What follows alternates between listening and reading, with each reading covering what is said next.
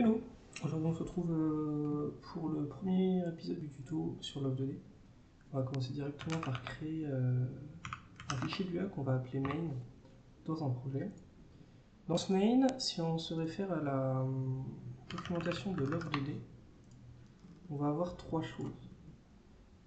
Un love.load, un love.draw et un love.update qui n'est pas ici. Donc ce que je vais commencer directement par faire, c'est créer une fonction qu'on va définir avec le mot-clé fonction, la librairie qu'on essaie d'atteindre et le module de cette librairie. Je vais fermer la fonction avec un end à la fin. Ici, ça, c'est parce que le module n'est pas... Hop, on va le marquer en global. Une fois que ça c'est fait, on va pouvoir faire nos trois fonctions. Love.update.dt et love.draw. Ces trois fonctions vont nous servir à trois fonctions différentes. La fonction love.load, elle va nous servir au début, quand on va lancer notre jeu. La fonction love.update avec le delta time, ici le dt, elle va s'exécuter et elle va modifier l'état du jeu. Donc l'état des variables, l'état des objets, l'état de toutes ces choses-là. Et le love.draw, c'est la fonction qui nous permet d'afficher des choses à l'écran. On va commencer par quelque chose de simple, on va créer un joueur qui aura une coordonnée x, une coordonnée y, une variable de taille en hauteur et une variable de taille en largeur. Donc ce qu'on va faire, c'est qu'on va d'abord commencer par créer une table, un tableau de player. Player, c'est une variable globale, donc on la met toujours en majuscule. Ça fonctionne sans, mais dans les conventions, c'est en majuscule.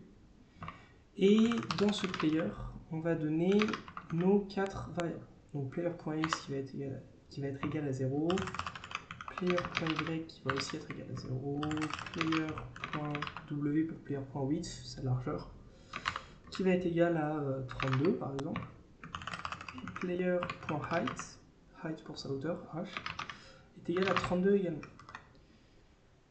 Ce qu'on va vouloir faire, c'est de dessiner notre joueur dans la fenêtre avec la fonction love.graphics.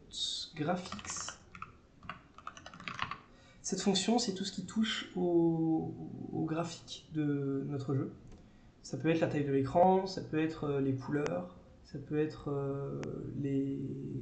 plein de choses dans ce style. Et dans ce module graphique, on va appeler le sous-module rectangle. Rectangle, qu'est-ce que ça fait? Ça prend 4 valeurs, enfin 5 valeurs, mais les 4 valeurs principales, ce sont la coordonnée x, la coordonnée y, la taille en hauteur et la taille en largeur. La cinquième valeur, c'est la valeur qu'on a en tout premier, ça va être le mode de rendu. Soit on aura un outline autour, donc c'est vraiment la fonction outline ou line, je ne sais plus exactement. Nous, ce qu'on veut, c'est remplir le joueur. Pour le remplir, on tape fill. Et on va donner ensuite ces 4 coordonnées. Player.y, player.width et player.height. En majuscule évidemment.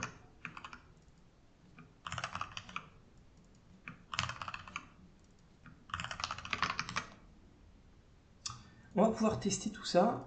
Ici, j'ai récupéré l'emplacement du fichier love.exe sur Windows. Sous Linux, c'est beaucoup plus facile. Ce qu'on a à faire, c'est juste à télécharger Love, qui est déjà dans les répertoires de Debian, de Ubuntu, de plein de distributions, et aussi sur Arch Linux.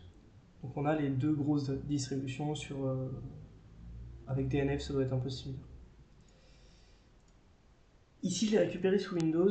On va lancer l'exécutable en précisant le dossier qu'on va lancer, le dossier projet. Donc je vais d'abord commencer par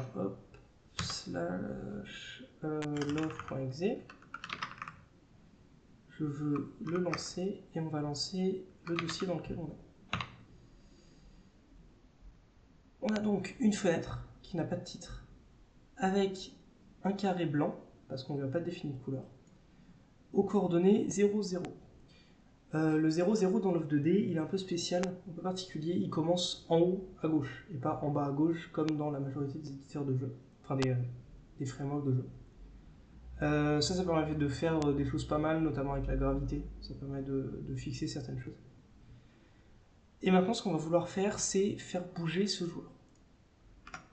Pour ça, Love2D a une fonction, une méthode, qui est très utile, c'est la fonction keyboard. Avec la fonction keyboard, on peut enregistrer des inputs de clavier.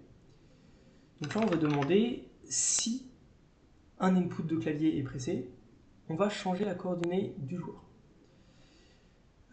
Donc avec love, on fait if love.keyboard pour le module, et le sous-module, ça va être isDown. On va lui préciser une touche, donc littéralement dans une string, on va lui préciser W. Et là-dedans, donc vous voyez ici bien, on a le if, le then, et le end toujours pour finir les instructions. C'est un peu les crochets qu'on a pu voir en Java, en C. Ici, on a le nom de la méthode et le end à la fin pour enfermer la boucle.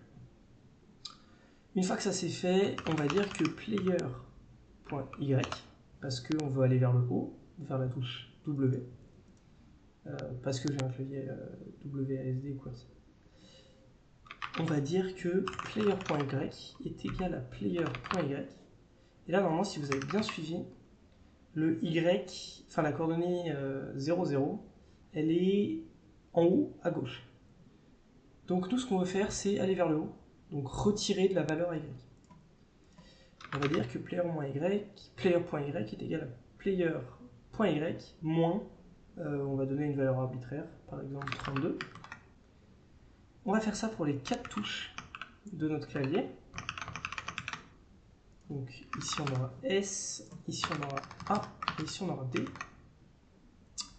Et on va remplacer ici par X parce que ça c'est l'axe horizontal et l'autre c'est l'axe vertical. Donc vertical, coordonnée Y, axe horizontal, coordonnée X. Ici, quand on va aller vers le bas, on va rajouter des valeurs à notre joueur, à sa coordonnée Y. Et pareil, quand on va aller vers la droite, puisque notre 0 est à gauche, on va aller vers la droite, donc on rajoute à notre valeur. On va pouvoir relancer le programme, et là on va se rendre compte qu'il y a quelque chose de très étrange. C'est que, à peine on a fait quelque chose, notre joueur a disparu. Ça, c'est à cause de la fréquence de rafraîchissement de notre processeur. Notre processeur, il tourne toujours à une fréquence différente. Et pour ça, on a créé le DT, le delta time, qu'on a passé ici dans notre love.update. Et ce delta time, on va pouvoir le multiplier par la valeur qu'on veut modifier. Donc ici, on va faire ça de chaque côté. Et ce DT, en fait, il va compenser cette différence de fréquence de rafraîchissement pour qu'on ait toujours quelque chose de fluide à l'écran. C'est-à-dire que notre joueur va toujours se déplacer à la même vitesse. Là, on ne le voyait même plus, il s'est quasiment téléporté. Mais même si on avait une valeur très petite, on aurait vu que le joueur il aurait avancé de manière assez saccadée. On va pouvoir le relancer. Et là, on voit bien que notre joueur se déplace dans les 8 directions. Parce qu'on peut combiner les deux touches, parce qu'on n'a pas mis de else ici. On voit que le joueur peut se diriger dans toutes les directions. Donc voilà, ce premier tuto est fini. Donc ici, on a appris à dessiner des choses à l'écran. On a appris à faire bouger des coordonnées. On a appris ce que c'était un module en Lua. Et on a appris à définir des fonctions dans une table. Je vous retrouve tout de suite pour le prochain épisode, l'épisode 2 de cette mini-série de tuto Love2D. Et à bientôt!